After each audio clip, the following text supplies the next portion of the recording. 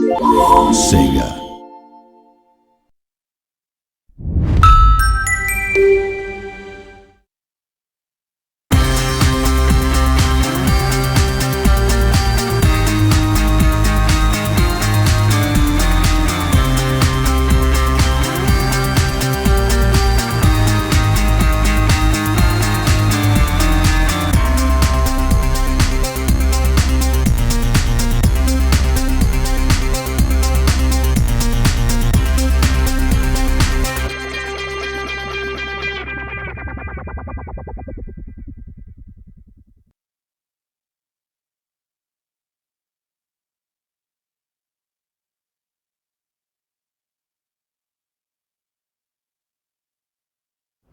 We had numerous different ideas that we proposed for having a flying character, but the team members really liked the idea of setting the game inside of a dream world.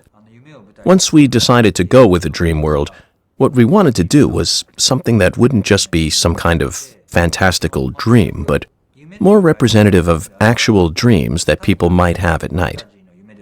I read a lot of books and other literature about dreams and the deep psyche, in order to learn how to faithfully create an actual dream. There are a lot of books out there by experts.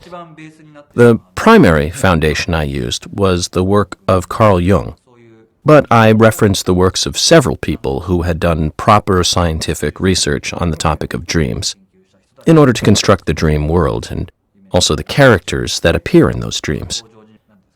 Because of this, I could hear about people's dreams and go, "Oh, that means such and such."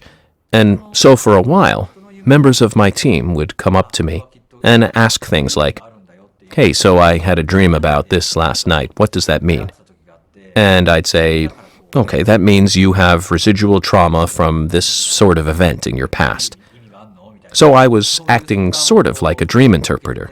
After a while, I started realizing that it revealed deep-seated psychological issues and emotional scarring and other things I probably shouldn't have been privy to, and I figured maybe I should quit while I was ahead. To put it simply, different people have issues inside themselves that they need to overcome, or some sort of conflict deep within themselves. And dreams give us a means of visualizing those conflicts when we go to sleep. That's how dreams work in the real world, at any rate. The character of NiGHTS represents what's known in psychology as the shadow, which is sort of an alter self. When a man dreams, he'd see his alter self as male, and when a woman dreams, she'd naturally see her alter self as female. In creating NiGHTS, we wanted a character that could conceivably look both male or female, and so that's why we went with a gender-neutral character. When the NiGHTS project was still in its initial phases, the team we had was made up of people who had been working on Sonic titles, where he's running all the time, and we'd already decided from the outset that we were going to make a flying game. So now we have this game, which in English you'd call a platform action game. Except this was a platform action game without any platforms.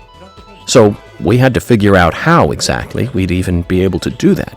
We came up with dozens of different rules and concepts for what sort of thing the character would be able to do in a game like this. But so we ended up in a situation where we were constantly going, well, how about this? How about this? And then we'd try it out and it wouldn't work. There was a lot of trial and error involved. The biggest thing for me was wanting to create a game world for NiGHTS that would be as close as possible to bringing out the feel of an actual dream world. That's one of the things I like most about NiGHTS, is the fact that, as far as I can think of, NiGHTS might be the only game character that a person could ever actually really meet. I really like the idea that fans might look forward to the chance of possibly meeting the real NiGHTS whenever they go to sleep at night.